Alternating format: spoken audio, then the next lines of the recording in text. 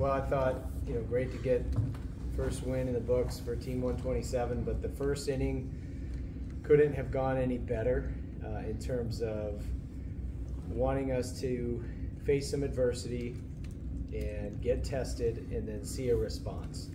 And so when everything was going haywire and not to plan, when you lead off the game with an error, and then it's just like a couple of base hits on 2-strike counts and a pass ball with the bases loaded and guys move up 270 feet. It's just like the wheels look like they were falling off. But I thought Billy Barlow did an unbelievable job, not only getting a couple of big strikeouts to minimize damage for a 2-spot in the top of the first, but then the response of our team to score 7 in the bottom of the frame with Alden's grand slam, with Cam's 3-run 2-out double, and then just some of the big hits throughout the night and the hard contact throughout the night. Nolan Naraki's, first career homer is a grand slam. Cooper Blauser's first career hit as a Tiger is a home run. First collegiate hit is a home run. Alden's first Clemson hit is a grand slam. It's just a lot of cool storylines, but one of the big storylines, just the way our pitching settled the game down the 2nd through the 8th inning. Billy putting zeros up, 2nd, 3rd, 4th, 5th, Drew Titsworth coming in, the 6th, the 7th, the 8th. We had no walks in that period of time. We had a couple of hit by pitches, but only had a couple of walks there in the 9th. But just thought our pitching staff did a really good job of keeping the defense engaged, letting them make plays. And then I thought we had a lot of quality at-bats, hit the ball hard all night, ended up with a few homers.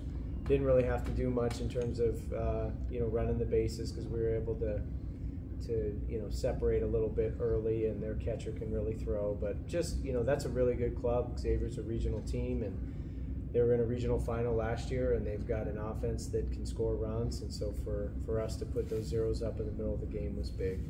So just proud of our guys. Glad to get win number 1, game 1 out of the way, and I know our guys will happy about this, but be hungry for more as this weekend moves on. Questions for players? Billy, what finally got you able to settle in and kind of settle down there in the second? That offense. I mean, that first inning, it was hit, grand slam. It just collectively came together and put up a bunch of runs. And, I sat there and talked to Corey Schaefer, one of our mental game training guys. And he picked my brain a little bit and noticed what the problem was, and just went back out there and did it. I mean, I owe it all to the offense, so they really put me back in the game and got me back to where I wanted to be. Alden, somebody would have told you before the game, hey, your first bat, you're going to hit a grand slam. What would you have said? It's unbelievable. I mean, like Billy said, the 3 guys that got on in front of me were the reason that happened. We saw a lot of pitches and was able to get the pitch I was looking for. I mean, the atmosphere was electric, and obviously it's a moment I'll remember for the rest of my life. Any other questions for the players? Yeah, Alden, I think at some point there in the 3rd, I had counted up 9 hitters that had reached a 3-1 or a 3-2 count. What does that say about this lineup that you guys are out there kind of grinding out at bats? Yeah, that's what we work on. We hunt the heart of the zone. We don't chase pitches out of the zone, which is good. And obviously we wanted this first game. We wanted to make sure we didn't get the jitters and chase out of the zone, so we can get in those deep pitch counts, and we're seeing fastballs, seeing pitches that we can hit. It makes it a lot easier on us, and obviously makes it easier for the next guy too. Billy, after last year, just not being able to get out there and throw and be with the team, how did it feel just to get out there on the mound and just be able to throw your stuff today? Oh, it was awesome. We've been working our tail off all fall, all pre-spring, and it feels good to be back out there helping the guys and just playing again. Awesome. Anything else for the players? Yeah, for Billy again.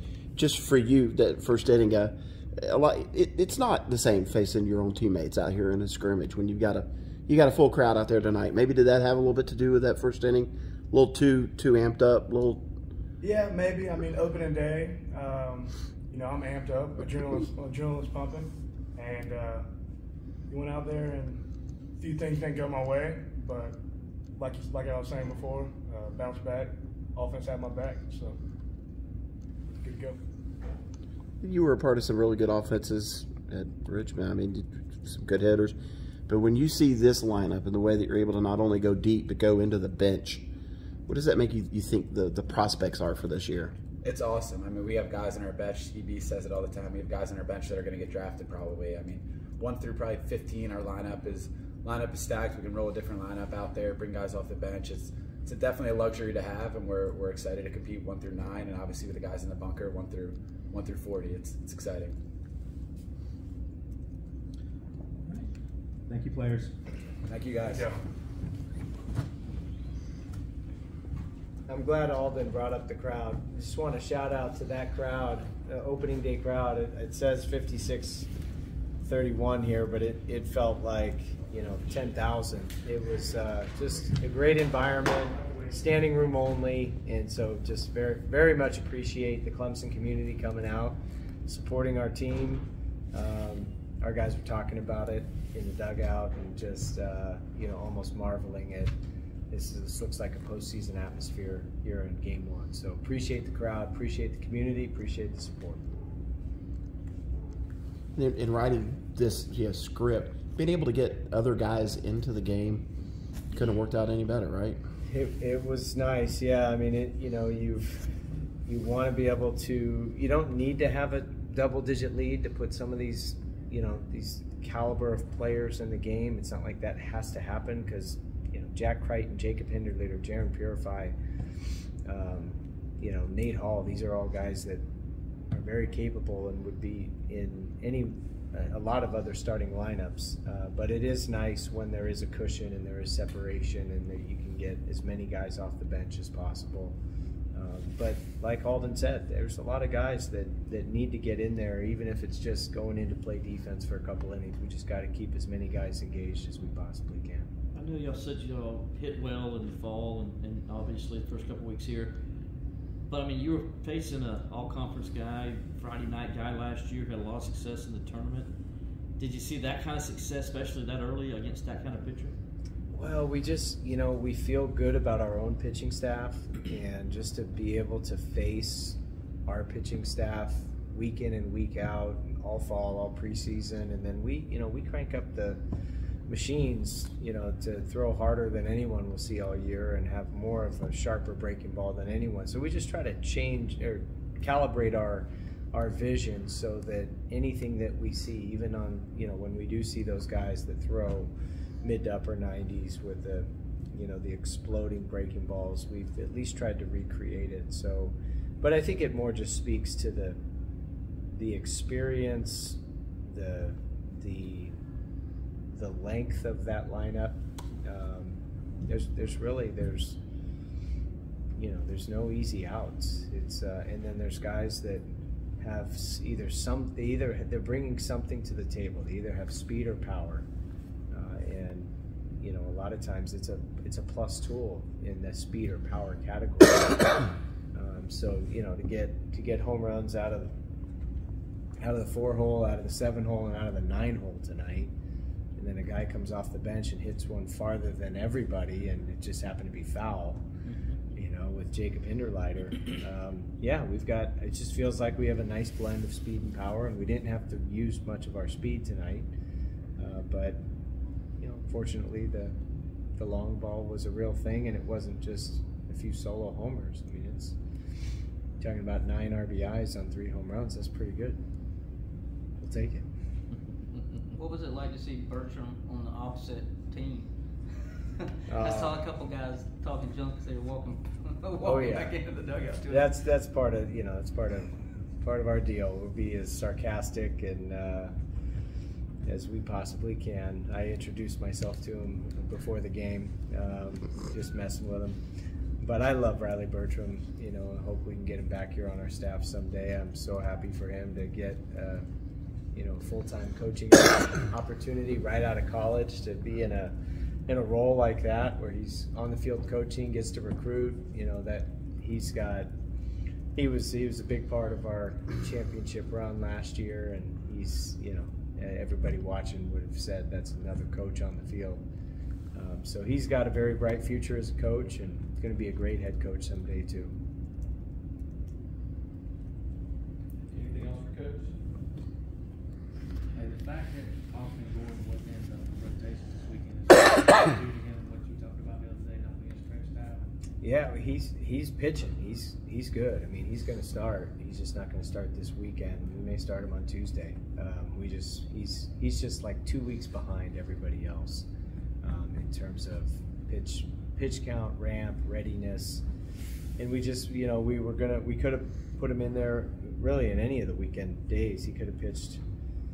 You could slot him on Friday, Saturday, Sunday. It's just the collective feeling among the staff was why push it when we have all these other guys? Why not build him up slowly? He already, we don't want to risk, the guy's a big time prospect, and he's going to have a weekend starter role for us at some point here very soon.